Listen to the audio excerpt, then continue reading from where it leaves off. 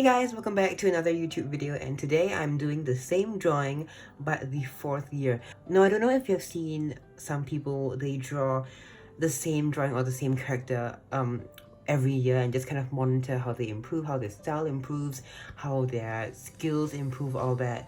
Like an example I'm seeing is recently I saw Drawing with Waffles video of drawing, I think it's Rapunzel, 8 times, yeah, in 8 years, same thing. So when I first started art in 2018, I did this drawing, which I'll show on screen right now.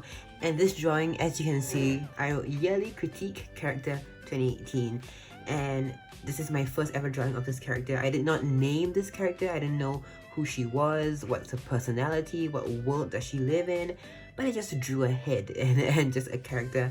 And I must say, you know, it's quite a fun looking character, quite a lively looking character. And then I redrew that character in the second year, and I'll show it right now.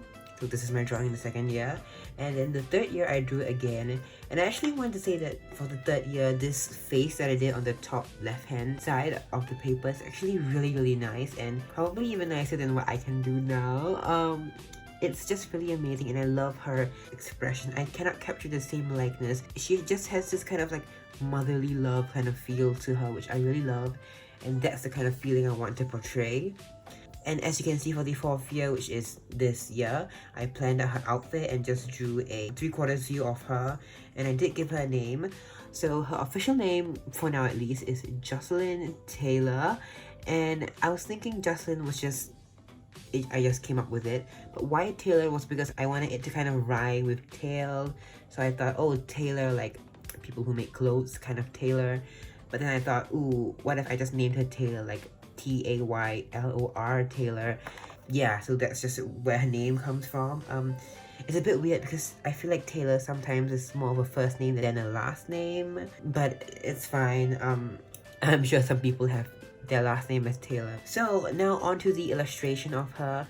Now I decided for this year to do a full illustration of her, fully rendered and colored out. And I'm thinking that every year going forward, I will do a full illustration just to see how much I've improved, because it's not just like a sketch of her head or something. It's like a full illustration that I can compare with every year. And so I actually just looked through Pinterest because I didn't have much ideas, and I saw that I had saved this really cool aesthetic pose of someone kind of grabbing one of their legs and sitting on like a tree branch. And I just really love this pose, and I feel like Jocelyn would really do this kind of pose, and she would be in this outdoor environment. Because my idea is that she's a fox, or I wrote down here foxtail, and that she lives out in the wild in her world, which is not Earth, I'm assuming.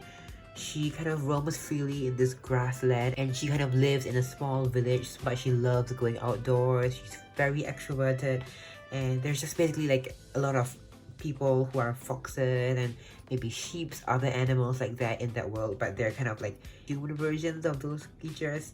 Oh yeah, and by the way, this is my 5th OC. My first 4 were Emeralda, Jace, Julia, and Jaden for my webcomic, which I am still doing. And this is my official 5th one. I am planning some other ones, but this is the official one which I have planned out. I'm really happy with how she turned out. I think I really love her character design and my inspiration at the end. But my drawing, this pose I drew was a little bit complicated because I don't usually go for such dynamic poses and poses with such a flow to them, because usually the poses I draw are a bit more stiff and not so natural. But this is kind of what you would see in like a photo shoot of someone, which I guess it was, because in the reference I used, I'm guessing the person posed for a photo. So it was kind of difficult to draw, to capture that kind of feeling, but my drawing kept looking very stiff. Also, there's a lot of perspective going on, and then one of the toughest things was the clothing, because I had planned out her clothing. As you can see in the sketch I showed just now in my sketchbook, that was gonna be her clothes, and it was just really complicated because I didn't have a reference for the clothing, and I am terrible with doing clothing folds. So that's one thing I'm still trying to improve. I can see some liveliness of my drawing that hopefully in the following years I can improve on. So I think I really pushed myself quite a bit with this illustration, because it really was a more difficult one, I presume, because some illustrations I just draw and it just turns out. Other ones I always nitpick at them, and always see things which I want to change, and this time I can tell that the illustration was a little bit stiff. Oh yeah, another thing is I did draw a background. It was just like the same background as the reference I chose, but kind of stylized, and I drew my own background. I know a lot of people like to have like backgrounds and they just add like a bit of Gaussian blur, add some light to it, and just kind of blend the character in with the background. But I drew my own, and again, I'm not that good at drawing backgrounds to blend in with the character yet, because a lot of times when I draw backgrounds, it seems to be like on a different plane or a different world than the character. Even if they say, you know, you should draw the background first, then the character, so that your colors flow, because color is relative, but it still just seems different. Like they seem like they're in a different lighting situation. So I hope that in the following years to come, I can also fix that issue. But this drawing was really fun. I again think I really pushed myself quite a bit. I think I can push myself even more in the following years, and it has just been really fun. I'm really glad that I really started to draw this character in the first year so that I can continue it. It really, like what I said, one of my biggest inspirations was seeing that Drawing with Waffles video, and it really inspired me to keep on going and draw this character. I actually almost forgot this year, and I realized I was like, oh yeah, I need to draw her so that I can continue my yearly character thing. But finally this year I gave her a name, and some sort of like I gave her like her age. She is technically 2,000 years old in the world she lives in. Like the way they count years is different than the way we count them, I guess.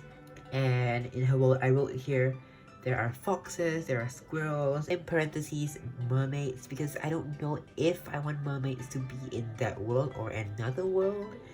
So we'll see, but hopefully just in the years to come, I really do plan on developing her world more, and maybe even some side characters like her parent or something to go with her. And I really want to eventually do a drawing of like her town or her village, I guess, and her being in there interacting with the people around there, because I hope that, because I really want to kind of develop a story for her. I don't know about you guys, but for me, my OCs, I always like to develop a story for them. I just feel personally more connected, and I can visually just see the world they're in and kind of connect with them more when I create that whole environment with them, and not just their personality but also their family, their friends. So far I'm really liking Jocelyn, and I think he's gonna be one of my go-tos for drawings in my sketchbook, because I love to draw poses in my sketchbook but with my characters in them, and not just this random person I saw on Pinterest. I mean, because why not, right? You get practice to draw poses and practice to draw your own characters, develop their style and stuff like that. One thing I realized is that for the first and second year, I drew her with this bow in her hair, but for the third and fourth year, which is this year, I kind of just stopped doing that bow. I might bring it back. I'm not too sure if I'm going to stick with this outfit as like her main outfit. I'm really liking the way I drew this outfit in my sketchbook, but not so much in my finished illustration. But I think I'll just keep experimenting, and of course you'll have different outfits for different days, but I just want like a solid staple outfit that she always goes to for big events or photo shoots or whatever she's doing in her world. I'm not too sure yet. Yeah, this illustration was really fun, and I just did it in Procreate with my Apple iPad. And yeah, I really hope that in the future years to come, I will keep doing this, and we can really see the improvement in my style, the way I compose pictures, the character's personality, or Jocelyn's personality, and her world, and things like that. And maybe we'll even see 10 years, 20 years down the road, I'll still be drawing this. I think it'll be fun, and you should do it too. You should think about if you're just starting doing art, or even if you're not starting. You can totally draw this every month even, or every year, and just kind of track how your art style evolves. And I think it's a really fun concept to do. Again, this was not original, it's not my own concept, but I just loved it too much that I had to do it. But yeah, I really hope you guys enjoyed this video, and stay tuned for more. I'll see you later. Goodbye.